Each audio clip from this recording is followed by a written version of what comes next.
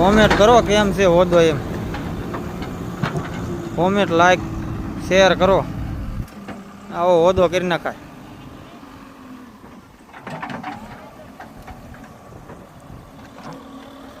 કમ સે કમ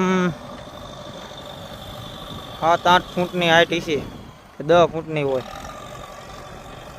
કેટલું પાણી હમાય કોમેન્ટમાં જણાવજો.